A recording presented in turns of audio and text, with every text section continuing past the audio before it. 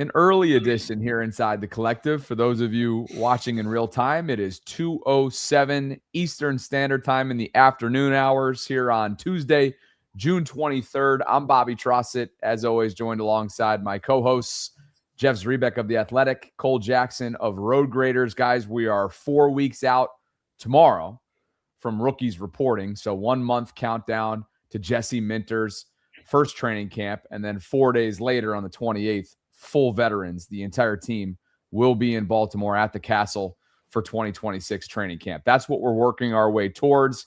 It is the lull. You guys get it. And we're here for you anyway, though. So we appreciate your flexibility in joining us in this 2 o'clock hour. It's brought to you by our friends at Prize Picks and SeatGeek. And as you take a look at our rundown, we will address just for a couple minutes off the top, even though he has really gone off the deep end in recent years, Antonio Brown's recent comments on Zay Flowers. DeAndre Hopkins, in a since-deleted tweet, kind of pushed back significantly at AB. Declan Doyle's system, like, what's it going to really consist of? What do we know as of now, and what have we gathered from everything that we've learned since he took over as the next offensive coordinator in Baltimore? And Bilal Kone, last year's 6th-round pick out of Western Michigan, it's going to be a crowded, competitive maybe secondary as the 53-man roster starts to get crunched over the next several months. An injury update after he tore his ACL and MCL in the preseason a year ago. But first, we'll probably talk about this come Prize Picks. But Ronaldo just became the oldest player with a multi-goal game at the Men's World Cup at 41 years and 138 days old.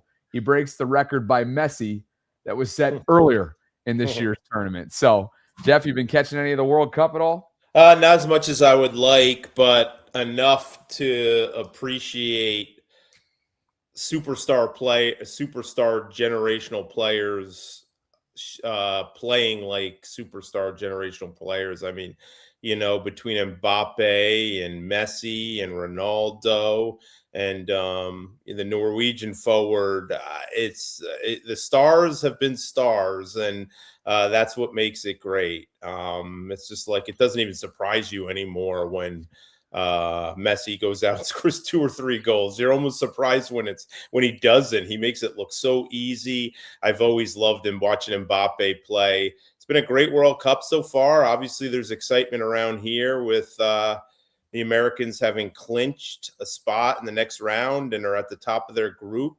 Basically renders Thursday's game meaningless for them, but that's a good situation because some guys that haven't been getting playing time can play and state their case, because you're going to need, the longer this tournament goes for the Americans, the more players you're going to need.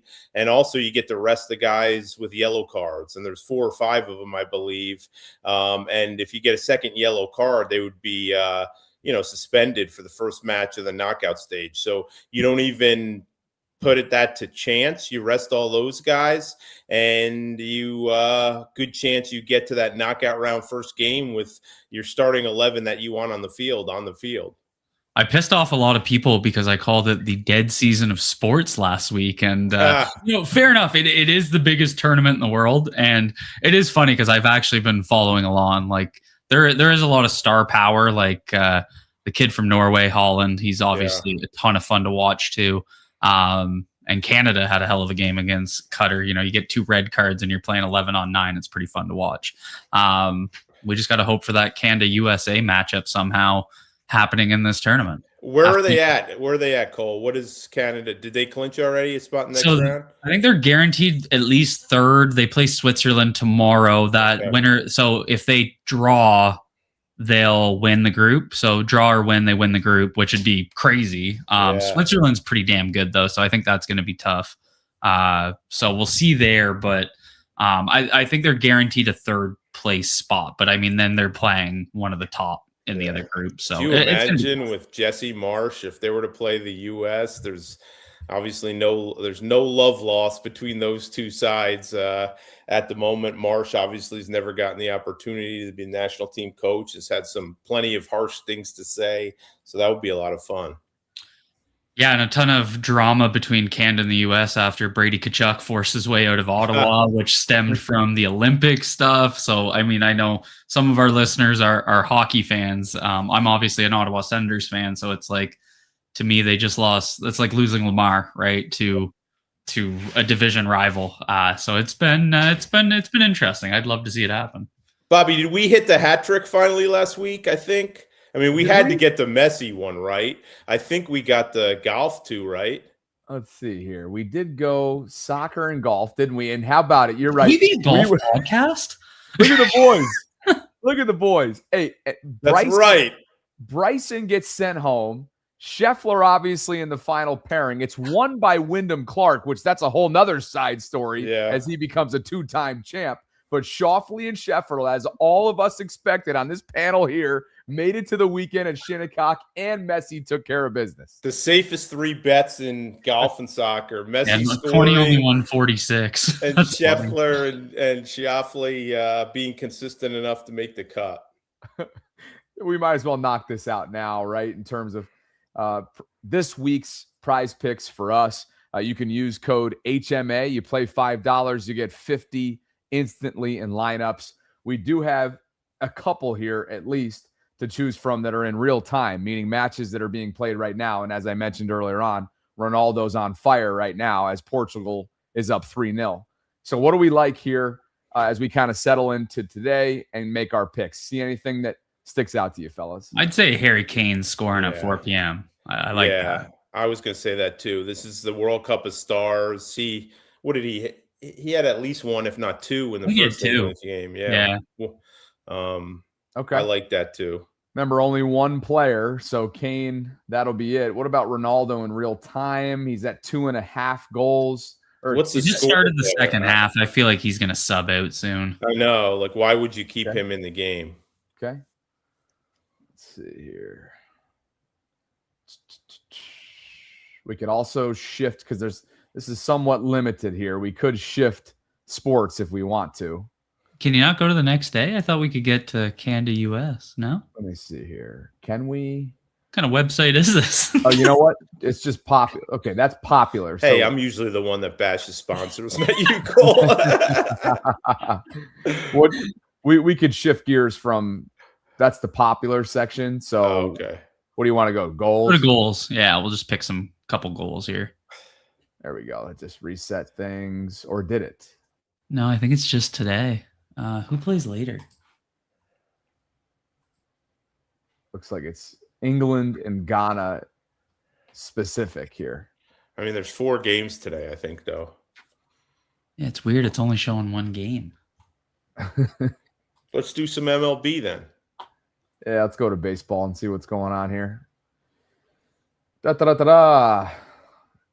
Vlad Jr., 5.5. Let's see. What do we like here? Pete Crow Armstrong, 1.5 hits, runs, RBIs. Let's give him a shot, shall we? Sure. And Colson Montgomery, 1.5. Throw it in there. Hitter strikeouts. Use code HMA. We're going to go ahead and submit those picks. Play $5, you get $50. Instantly enjoy the World Cup coverage and enjoy a little bit of early coverage. Thanks for your guys as we go live at an irregular time. This will be the case for the next 4 weeks. Well, not necessarily the 2:00 start time per se, but we will be working our way towards training camp. And then come August, we'll be back to our regular formatting of Tuesday, Thursday night shows.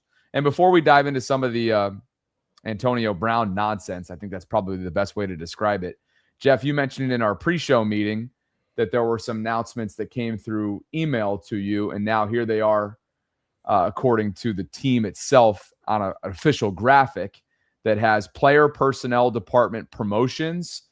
Anything that you feel like, look, Nick Matteo, man, is this guy a future general manager in this league? He's Eric DeCosta's right-hand man. He's had at least 2, I think, interviews or interview requests. I know the Panthers requested him for GM opportunity a couple of years back. If you know, you never know, but he's comes from the league office, so he's obviously has a varied background. He's well known around the league. He's the guy that negotiates the Ravens contracts, can be a very tough, rigid negotiator, but that's why the Ravens like him, right? So yeah, he's definitely kind of a guy on the rise, a very trusted guy in that front office. Pat Moriarty was and is Eric DeCosta's best friend, and Matteo kind of came in under Pat and then ultimately succeeded him, which was the plan as Pat moved into a new phase. So yeah, his star keep is on the rise. I think an interesting name there, JoJo Wooden, may sound familiar to some people. He was the Chargers assistant, interim GM a couple of years ago. He's well known. He's been working with the team for a while now, but he's been doing it more as a consultant. He was still under contract with the Chargers, which prevented the Ravens from hiring him.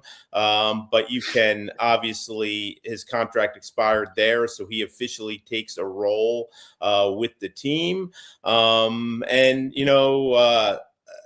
Two guys, we do this draft. I think I've talked about on the show where the week after the draft or however, we go in and watch film with members of the Ravens personnel department. They break down film of their draft picks and what they liked and answer some questions. And the two guys that have run that the last couple of years are Joey Cleary and Andrew Raphael. Two clear guys that the Ravens have recognized and keep promoting up to the point now where they're director of college scouting and assistant director of player personnel. They're not too far from being mentioned now in those, front office members on the rise type pieces that everybody does. So this is the Ravens, right? They promote from within. They're not big in filling their front office and bringing in guys from other teams. They have a way that they've done it for years and years and establishing that pipeline. And today's promotions is just another example of that. These are guys that the Ravens think highly of, they want to keep. And how do you keep people happy? You give them promotions. So this is obviously part of that. The pipeline piece is big, right? Like Baltimore's obviously a team people want to work for. You don't see a ton of jumping around. Like Jeff said, they create that pipeline, promote from within. I think that builds a strong culture, a strong organization. And luckily fans have been able to see, the fruits of that labor. So that now brings us to oh, it's the perfect time for something like this in between mini camp and training camp. And DeAndre Hopkins, in a since deleted tweet, guys, got me wondering what the hell he was talking about this morning when he tagged former NFL wide receiver Antonio Brown and referred to him as goofy and how he was talking about Zay, meaning Zay Flowers. He said, bro used to look up to you, as most Floridians do that play the game of football or did, because Antonio Brown was that guy for a very long time. And as we all know, since his NFL career came to a screeching halt, as he said deuces on his way off the field, shirtless, as a member of the Tampa Bay Buccaneers, he has gone downhill fast. There have been arrest warrants. There have been murder charges. There have been maybe not actual charges, but at least a warrant out for second-degree murder, I think, as of a year or so ago. And there have been a lot of issues and antics plaguing Antonio Brown, and he just cannot get out of his own way. Here is a clip of him critiquing Zay Flowers, how he's holding Lamar Jackson back. And again, remember, this is a guy that, just a couple summers ago, fellas, was seen in an off-season field workout with Lamar and Zay, if memory serves. Here's AB. Zay Flowers with my name, you're a loser. Zay Flowers beating up his girl and they just let it slide. Zay Flowers fumbled too much. He can't hold water. He sucks. Never mention me with that coward. He's not me, and I'm being honest. Don't trigger me. I really have an aggressive problem. Last name Flowers. That boy the reason Lamar Jackson can't win. Zay Flowers is the reason Lamar Jackson can't win. Ask any one of my quarterbacks, I'm the reason they win. Jeff, not on the top of your list in terms of coverage items in the offseason here, and we appreciate you for being a good sport. But this fuck is he wearing? This, unfortunately, Jeff, is representative of some of the slander that Zay has, for whatever reason, unjustifiably received this offseason in the social media sphere. Little did we know that Antonio Brown would add himself into that conversation. Did I miss? Was at some point is anyone comparing Zay to Antonio Brown? Like, as someone players? commented like Zay Flowers greater than Antonio Brown, and then he was dressed up as someone from House of the Dragon and started popping off. Was that? Hey, Bobby, you brought that up. Was it Lamar and Marquise Brown, or was it Lamar and Zay Flowers that were working out with Antonio Brown that one time that sent everybody into a frenzy? I remember maybe it was Hollywood, since they're cousins. Maybe that would make more sense. I might be misremembering. I forgot. I could be wrong. It was Hollywood. Oh, okay. My mistake there. But yeah, but you're talking about South Florida, and we know Antonio Brown's background. Look, I don't pay any attention to what he does. He's kind of been off the radar. Zay Flowers is going to be just fine. I've said this a lot. I think the Ravens are going to sign him to an extension. I think he's earned an extension, and I think he's going to remain a critical piece of this offense going forward. I'm not going to lower myself to, getting involved in whatever that was we just watched. Look, good for DeAndre Hopkins. I don't know why he deleted it. I can't speak to that, but Zay has a great work ethic. He's well respected in that building. I think he's grown up a good bit over the last couple of years, and I think he's going to have a huge year. I think the Ravens are going to pay him. I hope they pay him sooner or later. And, Zay would be, and I'm certainly not speaking as somebody who advises Zay in any way, shape, or form, but I would expect he'll take the high road here and not particularly concern himself with some of this zaniness going on here. He's doing what he needs to do to put position, and I still think there's a good chance that he'll rewrite the Ravens wide receiver record books before we're all said and done here. There are certain guys that are just more fun to study film on than others just because they're unique. And like Jadeveon Clowney was one of those guys. He was just, the way he moved for his size was really fun. Zay Flowers is probably one of the most fun guys on the Ravens just to study. His route running, the way he gears up and down. Let's just focus on the good. Antonio Brown, sometimes I think he's playing a bit. I honestly don't know. But he also there might be something wrong with him. Who knows? But, let's just, he's like a Twitter troll, but you see a video of him. It's weird. So let's just hope Antonio Brown gets the help he needs in all sincerity, because I do think there's something wrong with the cat, and, it's unhealthy. So hopefully he gets the help that he needs. I love Zay Flowers, love studying him. That's all that matters. Can't wait to see him sign that extension. Guys, can I drop in with two things here unrelated to this? Or Bobby, do you want to touch on this a little bit? No, I'm good. Let's move on. Okay.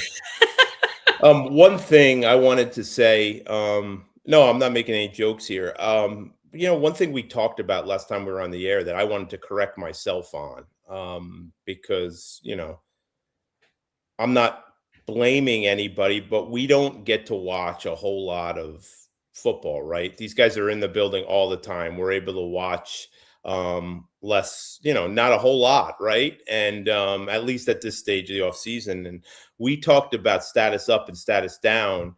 And if I'm not mistaken, I brought up LeJohntay Wester and in down. And it wasn't any reflection of how he's played on the practice field, what we've seen. He was very active. He got different opportunities. It was more the numbers game, right? Like, where does he fit in, and how would Surratt being able to handle punt return duties impact his roster spot, how many receivers they keep, all that. I did a kind of a companion piece in The Athletic on stock risers and stock fallers. And I had LeJohntay Wester, full disclosure, in fallers for those very reasons, not for performance related. But, I got some feedback on that from different people over the last couple of weeks with the Ravens. And they were glowing about the offseason LeJohntay Wester's had. They view him as one of the more productive guys in these practices. They feel like he's really taken the next step as a receiver. And I think I want to be forward about that. So, I can only judge what I see, and what I saw was him being very active on the football field. But apparently it wasn't just that. Apparently he's really progressed and really had a nice off season, and they're really excited about him. I'm not ready to write his name in pen as a guy who's a lock for the roster, but I think it does, given our conversation last week, I think it's notable to report on the feedback I've gotten about LeJohntay Wester, and it's extremely positive. Another thing we saw, Cole, and you were on this too, we got a message today on X. Somebody forwarded something about Corey Bullock on a social media page. Looks like he had a surgery today. Posted on his Instagram story for those looking, and his @ is 51.cb. Yeah, so that prompted some questions. My understanding is it's nothing serious, something he had to get done, something that's not knee or shoulder related, and something he probably could return relatively soon, and does not impact or impact's probably not the right word, but does not completely change Jesse Minter's pledge that he expects everybody to be ready when they start their first practice of training camp. So sounds like it's nothing serious here, just something he had to get done, and he got done. And look, we probably have different opinions on just how viable he is as a starting center candidate, but it's good news. You get this stuff taken care of now, and even if it delays his practice debut in training camp by a couple days, that's not really a big deal. You wish for the young man's health. He's a very hard worker and a guy who's very well liked in that building. So anyway, it sounds like there's nothing serious there, because I've gotten some questions about it. Felt like, tis the season to kind of address some of those things. We're going to need someone out there with a medical degree to break down these images that he posted. Yeah, seriously. Yeah. I was going to say that can't be ideal for the Ravens medical team, can it? No, I'm sure they love that. Yeah, but Cole is the guy that going back to last summer, you liked what he was able to do over the summer months. He's just one of those guys where he puts good stuff on tape, and that's really what I go off of. And it's led me down bad roads in the past. A guy like Ben Cleveland, who you could look at the tape that he put together, and it was I don't know if it was good, but it was it was better than what we were seeing at certain positions. But then in practices, guys just weren't taking that jump, and it really kind of creates that difference between there's game film against third stringers, and then there's practice film where coaches are looking for certain things. So I think the positive thing for Corey Bullock is a lot of the feedback we get from someone like Jeff, who's there, who, that everyone glows about how hard this kid works.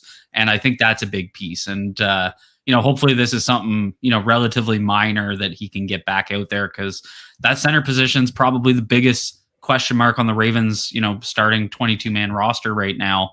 And maybe factor in kicker punter, but it's probably the biggest question. And I think you want 3 guys competing for it. You want the strongest possible competition for that opening spot. And, there's no reason that he shouldn't be competing for it. The guy that's going to be coordinating the unit that Corey hopes to be a part of in terms of 53-man roster projection is first-year primary play calling offensive coordinator Declan Doyle. And I thought today would be a good time for us to just give you a what we know at this point, right? What do we know about Declan Doyle's system? What have we learned? What has Jeff in particular seen during his media portion viewing so far? And obviously, this is still in the infancy of understanding the comprehension portion of it, just because, we're still 4 weeks out from the start of training camp, and there's probably still going to be new pieces to the puzzle that I would think at least I don't know, Jeff, maybe a player or two added to the equation from an offensive standpoint on the latter half of free agency between now and the start of the season. But we've heard from, for example, Durham Smythe, who spent last year in Chicago under Ben Johnson and Declan. We've heard from him. He referred to it as layered, counterpunch, if you will, counter punches added in, multiple, right? There's an unpredictability portion of this as well. We can also go back to the Bears team stats last year and see between running backs, wide receivers, and tight ends, how many of those position skilled players were involved in the passing game. And it becomes pretty darn clear when you add in Durham, and we'll share some other clips along the way as well. We've heard from Elijah Surratt as recently as this week, courtesy of the in-house show, the Teams podcast, that whether it's mastermind, mad scientist, like a human computer, these are the types of labels that we've heard from both staff members, meaning peers of Declan's, and players. So I thought it'd be fun to kind of overview what it is that we know. And Jeff, where do you think we should start there in terms of what we know that Declan's trying to implement with this new install in Baltimore? I think what you keep hearing, guys, from players and other people in the building are like, there's one word that everyone keeps coming back to, and that's explosive. You can't hear or do an interview with Declan Doyle and not have him mention explosives, the desire to get them. You can't talk to other players without them using that word. I think this is going to be an offense that's going to be in attack mode throughout. And that doesn't necessarily mean throwing the ball a certain amount of times. You can attack defenses in a variety of ways. And I think that's sort of what's going to happen, right? I think it's not going to be about balance and all that. It's just going to be attacking defenses in a variety of ways, sticking with what works, finding ways to keep teams off balance, and just challenging every quadrant of the field, which is something we've heard in the past about what Todd Monken wants to do, what they were unable to really do with Greg Roman at different times. And, we'll see some of the individual touches on it. I don't think it'll be a carbon copy of what we've seen from Ben Johnson and Sean Payton. This guy is very confident in himself, and there's no way he hasn't had his own ideas over the years on how he would run things, what he would call, how he would design things. I don't expect it to be a carbon copy, as I said. I think there'll be different wrinkles that we may not see till early to mid-September. Anybody worth their salt is not going to put a whole lot on tape in the preseason. They're having 2,000 people at these training camp practices. So they're not going to, they're obviously going to be cautious on what they show in those and the joint practices. So Bobby, I think it's going to be an evolving thing, something we see, but I think the whole goal is going to be to constantly be in attack mode and be explosive as an offense and still run the ball a lot. Look, Bears ran the ball an awful lot. I mean, it's not, explosive. I think people equate with just going real pass heavy, and that's not how the Ravens equated at all. So I think you're going to be seen in an offense that attacks a lot and worries early about the details, the finer points, eliminating some of the pre-snap penalties, being good at sort of some of the fundamentals and the basics, but getting more and more explosive and comfortable as the year goes on. There will be a learning curve. There has to be. You're going to have 3 new starters on the offensive line, more than likely. You're going to have a couple young rookie tight ends playing. You may even have a couple rookie wide receivers playing. So you're going to have a lot of different pieces, and you got a new offensive staff, including a guy who's never called plays in a regular season game in his life. So that will lean towards an adjustment and a learning curve.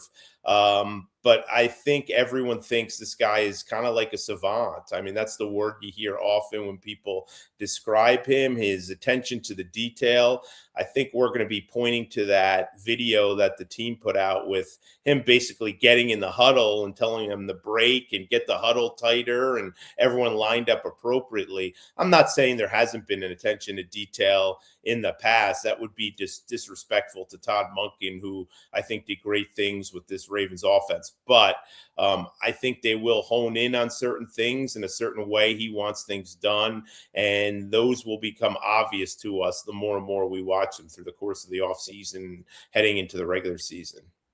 Yeah, I think it's tough, right? Because we just haven't seen what his offense is. And we've talked about this a few times, but I think you can really look at who his mentors are for, which is interesting, right? Because they're not, you got Sean Payton as, kind of his first, and Sean Payton was kind of that was his tag, right? He took the West Coast offense and added Air Coryell's, passing concepts into it. And, back in the 2000s, late 2000s, early 2010s, was seen as that mad scientist of the NFL because he was kind of breaking out, getting the spread formation. He was kind of one of the first adopters to find that be successful at the NFL level. So that's the kind of system Declan Doyle grew up in. And, then he works under Ben Johnson, who was, a pro style heavy formation. But then you saw last year some of that adaptation because they would come out in the red zone in 11 personnel when you typically expect that 12, 13 personnel approach to, pound the rock run game in the, on the 5-yard line. But they would come out. And one thing that when I went back through the Bears offense last year, I thought they were really successful was inside the 10-yard line was their passing game. And that's how they actually converted a lot of touchdowns. It wasn't just running the rock, which is very much not what you'd expect from, a Ben Johnson offense, which was so focused on that power run game.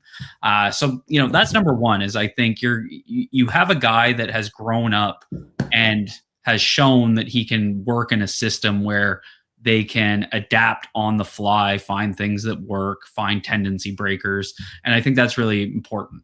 The other piece is obviously Dwayne Ledford because he is the run game coordinator. So I'm very much expecting, and I want to be clear about this. I'm expecting a zone heavy approach in the run game, but people often do this where they kind of expect one or the other. You could take a Shanahan offense or a Mike McDaniel offense, which is really rooted in that outside zone as your staple, but they'll still run dual, they'll still run power. And that's the way the NFL is now. Everyone's multiple, everyone runs a little bit of everything, but you have your base, your kind of, I always call it your jab. You have your jab that you go to, and a lot of these guys have their hooks. So I'm very much expecting, Derrick Henry in that outside zone scheme as that jab. And that's going to come from Dwayne Ledford, obviously being coordinated by Doyle. And we saw that again with the Bears, where they kind of would run zone and then have duo and power mixed into it. The other thing that I think is interesting, Sean Payton was really well known for that joker role in their offense. And, you go back to the late 2000s, and that was Reggie Bush as that kind of guy that would move all over the formation and be that kind of chess piece. Jimmy Graham did it a lot where he'd move out into the slot. So who's that guy going to be for the Ravens this year, I think is a really interesting piece. And obviously they have playmakers and guys like Zay who can move all over the formation, guys like Mark Andrews who can, split out into the slot like you would get from a Jimmy Graham. But I'm really interested to see with the skill set and, just that whole wide receiver to running back conversion, is Adam Randall that kind of guy that would fit into that joker role. Maybe those are lofty expectations in this kid's rookie season, but I think it's a big piece just to kind of see going from that Sean Payton system, who's that guy? Alvin Kamara was that guy. I should have mentioned him as well. So who's that guy going to be in this offense if Declan Doyle's really building off one of his mentors? And I really think Randall could be one of those guys. We've mentioned it's not apples to apples as we look back at last year in Chicago, but what everything you just mentioned, Cole, schematically, the alignment and the approach that they took offensively for the Bears last year yielded these results. They had 6 players with at least 300 receiving yards. That included tight ends, wide receivers. Just tight ends and wide receivers, with DeAndre Swift falling at 299 in terms of receiving yards. They had 7 players of, again, tight ends, wide receivers, and a running back with at least 30 receptions. So talk about multiple, talk about highly distributed with a variety there. And leading the charge, by the way, was a tight end, and that was Colston Loveland. I should also mention that Rome Odunze, just 12 games played. He was banged up last year, still finishes with 44 receptions and 661 receiving yards with 6 touchdowns. So they spread the rock around a lot, Jeff, last year. Yeah. Multiple while doing so. And it's almost like, we all are waiting to see what this looks like. What's it going to look like? And you're all looking for signs. But the lack of investing a primary asset into a offensive playmaker leads me to believe that that they're going to want to spread the ball around. Zay's going to get his. Derrick Henry's going to get a lot of touches. Otherwise, they're fully content to spread the ball around to all their different options. And that's Andrews. That's the 2 rookie tight ends. That's Bateman. That's Justice Hill being involved. That's the other maybe Devontae Walker and the 2 young receivers. Like if they were invested either a day one pick, in an offensive playmaker, which, I don't even know who would have been at this point. That's not really how the draft fell. Or they spent good money on a veteran free agent receiver, like many people wanted to do. That may change my perspective a little bit. But what they've done, what Eric DeCosta has done, leans towards what you were saying, Bobby. Just the desire to be multiple, spread the ball around, have guys that fit certain roles. Now, that doesn't mean I would completely dismiss the potential for adding another veteran wide receiver. Shit, I mean, there's so many of those guys still out there. You could probably get one of those guys at a league minimum type deal at this point. And at that point, like, what is the holdup unless you're just so enamored with your own young receivers that you don't want anything in their way to getting the touches you want them to get? But what they've done so far suggests the desire to be multiple and have certain packages on the field that they have these guys handpicked for those roles already. That's a great point too, because the Bears last year in particular could go from a 13 personnel look where you have Kmet, Loveland, and Durham Smythe on the field. And then on the very next play, they're in 11 where you have Luther Bird and DJ Moore, Rome Odunze, Zacchaeus was mixed in there as well. That's exactly what I think will benefit the Ravens. And I think it, as much as, we're moving on from the old guard of the Ravens, it's almost been like an organizational identity to not, just have that one top guy. Even when the Ravens were at the best, you have that 2012 playoff offense, the ball kind of spread all over the place. And I think that's what the Ravens ultimately will want to do. I do agree with Jeff, though, like even, 2019 under Greg Roman, who again was not known as like giving a target share to someone, you'd still have your top receiver, your top tight end, guys like Mark, guys like Zay, that they'll get their targets. And, Derrick Henry's going to get his carries. But I think they're going to be seeking who are those guys in high leverage moments where maybe on the stat sheet it doesn't blow you away, but who's that guy that can go out there and make that big 3rd down catch for 7 yards because of the package that they put out on the field. And in my opinion, where we saw a lot of sputters with this offense last year is they just didn't have some of those answers at key moments in the game. And, some of that was obviously, we're not going to, bury that. Obviously, some of that's related to the offensive line just not being up to snuff. And that's a big piece that's going to make this offense go. And it's hard, right? It's hard to scheme around poor offensive line play. Like you can only do so much as a play caller. But I think that's why the Ravens have tried to invest the way that they have. I think they put a lot of resources in a way that they could get an 11 personnel offense out there with 3 wide receivers. And I think they've tried to be like, what if we need to get a guy out there like a Cuevas, who's kind of more that move tight end H-back to get that 13 personnel look. I think that's why they brought Durham Smythe in, to be a little bit of insurance as that blocking tight end to replace Charlie Kolar as that inline guy. So it's going to be interesting, but I think that's what they're going for when you look at how they constructed this offense this offseason, was to just be able to put out any package at any given time and have success. And one of those examples, Bobby, when I talk about personnel, like they didn't, there's still people that would like to see them go out and get a more proven running back at number 3. Like get a guy. I've always said, well, those guys are available at any time. They'll be available the rest of the summer. But you look at the Bears last year, and they did not have a single a number 3 running back that had more than 5 carries on the roster. They were exclusively 2 running back team. Nobody else played in terms of actual running back other than DeAndre Swift and Kyle Monangai. That was it. So when you look at how the Ravens plan to use personnel, how Doyle will line it up, it sure seems like it would be surprising if they used more than 2 backs, and that number 3 running back position, special teams only, pretty much. Yeah. So as we talk about, which I'm sure we'll do plenty of as we lead into training camp, breaking down the roster competitions and the bubble and looking at all that, that's the fun stuff going forward. I'm sure that, that's going to be something to remember, that just if they go by how they did it last year in Chicago, you're basically a 2 running back team unless there's an injury there. Begging the question, if you want to keep the rookie who you think's a future jackknife in this league, is Rasheen Ali safe? Yeah, or is he on the outside looking in as a former 5th rounder out of Marshall? I think it's pretty safe to say if he makes the team, it's going to be largely because special teams. Yeah. And he was, I think a pretty solid kick returner, doesn't knock your socks off, but he was solid. He has experience there. He was one of their busiest special teamers last year. So that's going to be his role on the team if he makes it and if Henry and Justice Hill are healthy.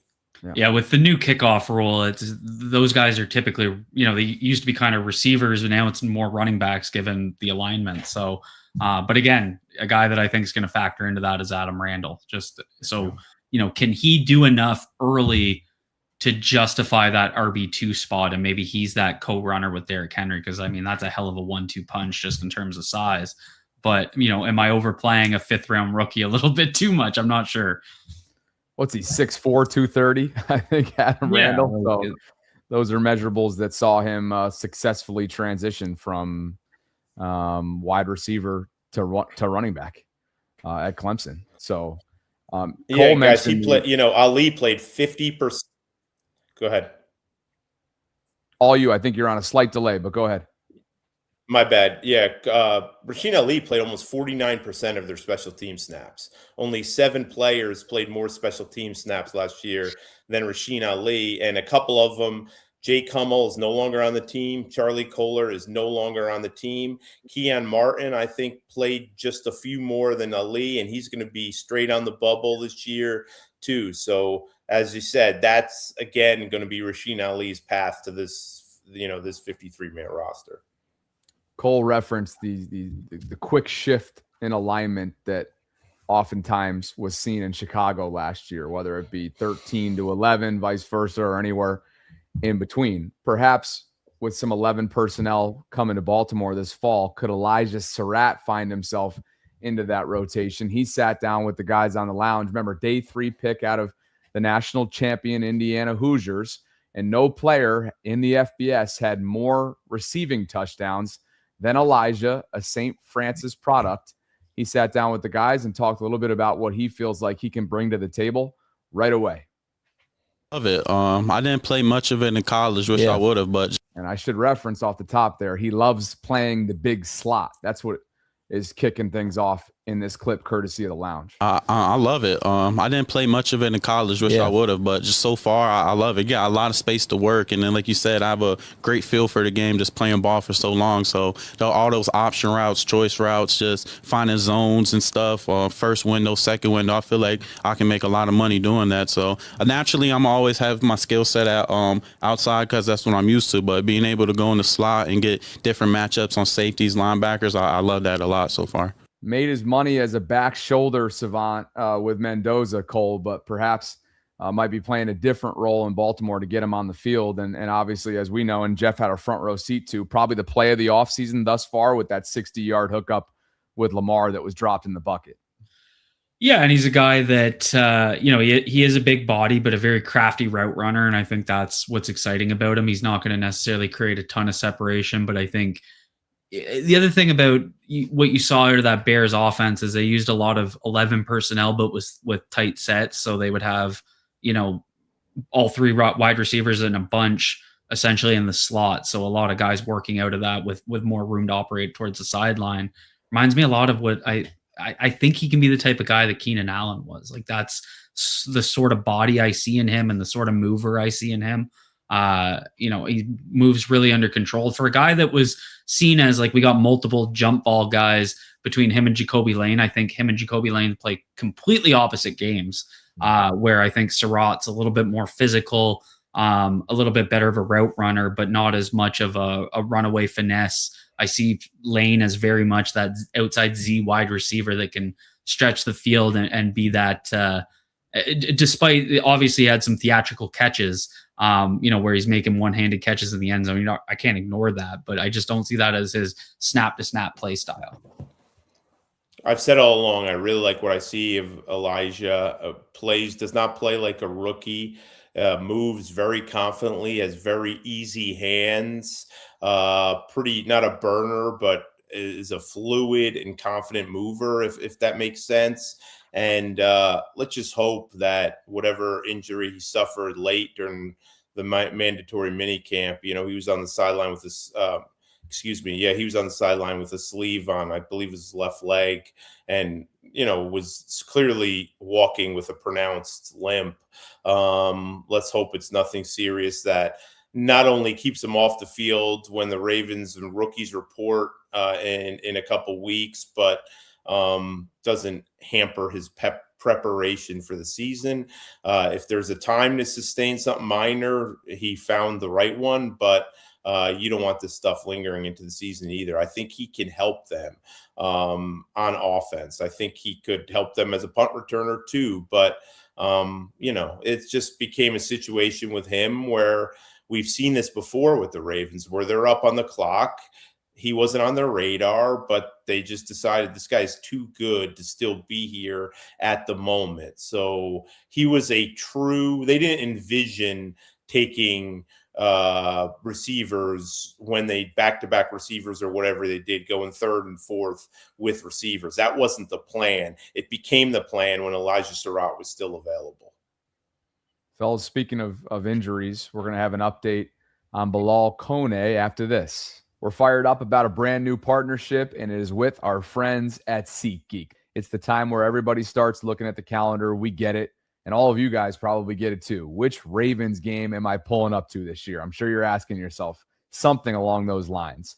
Whether it's a big AFC North matchup, a primetime game at the bank, or even a road trip, who knows? SeatGeek makes it super easy to find tickets. With over 35 million downloads, SeatGeek is the #1 rated ticketing app, and they have more than 70,000 events listed. We're talking concerts, sports, festivals, and everything in between. And one of the best parts is how simple they make it to know if you're actually getting a good deal. Every ticket is rated on a scale from 1 to 10, so you know what you're looking at right away. Green dots, good deal. Red dots, bad deal. So when you're trying to get into a Ravens game without overpaying, SeatGeek has your back. And every ticket is backed by their buyer guarantee, so you can buy with confidence. And of course, if you use code Collective10, that's Collective10, you'll get 10% off your next set of tickets at SeatGeek. Again, that's 10% off any tickets with the promo code Collective10. Click the link that we have in the description, download the app, have the code automatically added to your account so you can use it for later. Thanks to SeatGeek for continuing to power this program here in the offseason, along with Prize Picks. And again, that's Collective10, code Collective10 for 10% off your tickets this summer and beyond. Okay, Bilal Kone, fellas, 6th rounder from 2025 out of Western Michigan. JUCO product, several stops throughout his time at the collegiate ranks. And unfortunately, in the preseason, on what was a hell of a play, if I'm remembering it correctly, tore his MCL and ACL. So that's what we learned a summer ago. And now he's busting his butt, trying to work his way back so that he can be physically healthy to put himself in the conversation for a spot on the 53-man roster and what's become a crowded secondary, and not every single player obviously will make it. Here he is in the aftermath of that in Baltimore. Went down hard, and now here he is kind of sharing updates throughout the offseason. Tweeted better days ahead back in March and working out, getting some work in. He's going to be wearing the number 31. And then this was attached to that post of his as well. And so you can see some of the sturdiness. It's 1 foot, one-legged, if you will, box jumps, I suppose. And so that left leg, that left ankle, that left MCL, ACL, all the ligament damage that he sustained seems to be working nicely for him. Again, that was back in March. And now let's fast forward to this week. Again, courtesy of Bilal and his training staff. There's some of the agility, the lateral movement, working his way through. Obviously, he wants to be a press corner, as we saw during his time last summer and what he was doing for them well. But Jeff, good news for him as he gets ready to compete for a spot this summer. I said it at the time, guys. It was a wow moment for me when we walked out on the field when they were, going through the first voluntary practice that we were allowed on. And I kind of squinted and said, holy cow, he's already out here. Like, I know there's been positive reports about him, and I know he's not yet doing full team stuff. And, but you truly wondered if he'd ever play again, given the severity of that.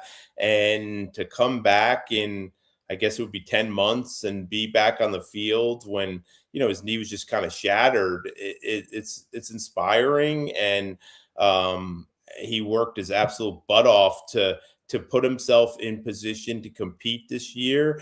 And given what I saw just in individual stuff and what he was doing off to the side, I mean, it was mandatory mini camp. It was kind of cool. I mean, I know Marlon Humphrey catches a lot of flack around here, but him and Marlon Humphrey were working together and doing like one-on-one stuff, with one acting like the receiver and the other backpedaling and working on the releases together. I think that kind of stuff is really cool, and it's really beneficial for Kone. And I saw some of the tweets about him too. It's a crowded room, guys. I mean, we know who are the likely top three between Marlon and Wiggins and Cheeto, and there are going to be a lot of young players competing for those last couple of cornerback spots, and Kone has put himself an opportunity where he'll be absolutely in the mix. I can't tell you how bummed they were last year when he got that injury, and not just because the kid is a great kid and he made a great impression on him, and you just hate to see a rookie who's kind of made it then have his career flash before his eyes, really before it got off the ground. That's just sad with anybody. But they legitimately felt like he was going to help them last year based on what they saw in the preseason and knowing how many corners you go through during the course of the year and you need. So they were really bummed about all that, particularly with the severity, not knowing how this would impact the kid's future. Long way to go, guys, but it's really been a great story how quickly he's pushed himself to getting back on the field to the point where he probably will be full go on day one of training camp. And that is crazy given what we all thought and saw back when he went down. I actually tweeted about it this morning. I think he's going to make a major impact this year. And I think he makes an impact before TJ Tampa does, would be kind of my prediction. I think he ends the year making a significant production at outside corner. I think he's that good, and I think he's that good of a fit. And what I saw is required for Jesse Minter's secondary. What's interesting about that is both players, right, in a sense, had their rookie seasons derailed. TJ had a double sports hernia procedure, I believe, his first training camp, and obviously Bilal's was much more serious. It wiped out his entire rookie year, as we've discussed. So that'll be something to watch coming up in the months ahead. Work Boots 12 gets us started in Super Chats and says, what do you think the Ravens didn't like about Sam Heck? They almost would have hit all the boxes in the draft if they got a center, Cole. Yeah, it's an interesting one because what he did at Kansas State, some of his move skills really made a ton of sense and what I expected from Dwayne Ledford. If I had to pick something, one of my biggest critiques was his lack of balance and pass protection. I think maybe they just didn't see a guy that could be a starting caliber center as a pass protector. That was kind of his big knock. As I take a big swipe of my water here, 97G says Zay and AB trained together when Zay was at Boston College. Thanks for that, G. That was news to me. And Obi-Wan Shinobi, Jeff, for you. Thank you for all the content. God bless you all. Thank you, my friend. That's very nice of you to say. I'll be honest, today was a chore coming on. Was it me? Did I make it a chore? No, it's not you guys. I've enjoyed it. It's been fine. It's just this is the quiet time, right? You guys all know it. Bobby has to do this daily. It's just can you believe this fucking guy does this all every day through June? Like, I don't get it. No, hey, I know. That's why, much to most of our chagrin in this panel, when DeAndre tweets that and AB's clip goes, you're kind of like, one breath, you're like, well, we have something to talk about. And another, it's like, son of a bitch, that I can't stand that nonsense. You know? Yeah, I would rather talk about a root canal than what that guy has to say about anything, to be honest. Trey Dog says, all I get from this entire staff is the mindset of tell me and I forget, teach me and I may remember, involve me and I learn, all hands on deck. The man. My walking fortune cookie, Dre Dog. We appreciate you, brother. That's actually good. This is a good one from you, Dre. Always getting it. Appreciate you, brother. And PD27 UK for you, Cole. UK folks appreciate these earlier starts. I get that all the time when I tweet about how I prefer primetime games, and I do feel for my UK friends when that happens.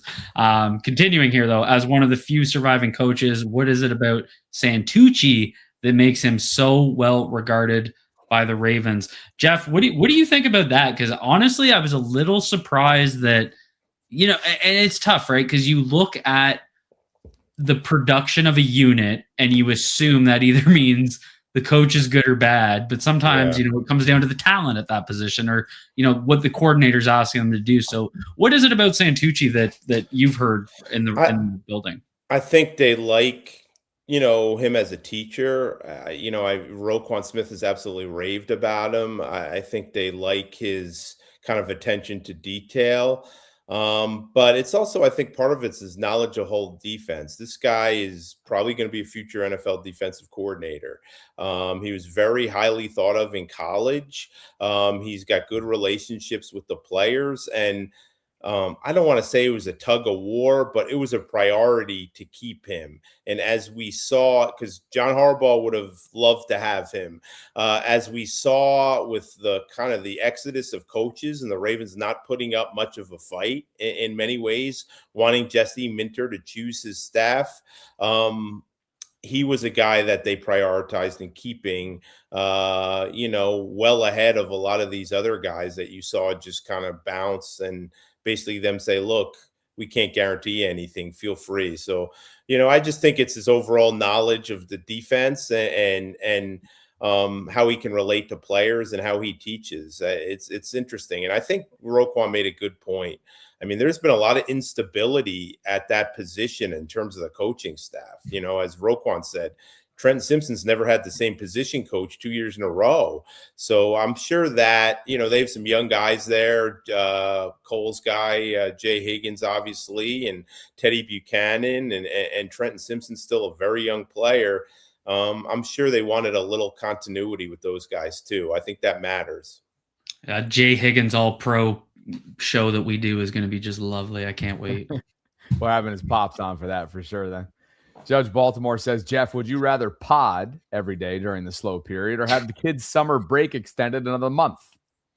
The kids' summer break's already been extended a month. Like the last damn 2 weeks of school, my son had half days, right? Trading Pokemon cards and watching movies and signing yearbooks. Sure, a lot of learning was happening during that. So I would choose the kids' summer break extended another month. There's few things I'd rather do any less than pod every day. I'm going to be perfectly honest. I mean, I was at the beach this weekend. It was great. The kids loved it. The weather was great. somebody texted me, "You finally found something that makes you happy," which I thought was pretty harsh. But I'm not gonna lie, it was great. Couldn't have had better weather this weekend. Good. I hope there's more on the horizon for you. And just to remind everybody, we're in this sort of like last R&R phase, right? So for the next month, we will be Tuesday only, and sometimes not at 8:00, just to free up a night for us. Then come August, we'll be Tuesdays, Thursdays, and that'll be the case throughout the entire season. So just want to say thanks to everyone for your patience. Thanks to everyone for the continued support. And if you could, on your way out, please like the video, subscribe to the channel, hit that notification bell. We do have channel membership options for you, whether that's becoming a member, gift-giving membership, and more. So go check that out if you haven't already done so. Thanks to SeatGeek and Prize Picks for sponsoring the program. For Cole, for Jeff, I'm Bobby, signing off. We'll catch up with you guys 1 week from today. Enjoy the rest of your day and enjoy the World Cup coverage along the way.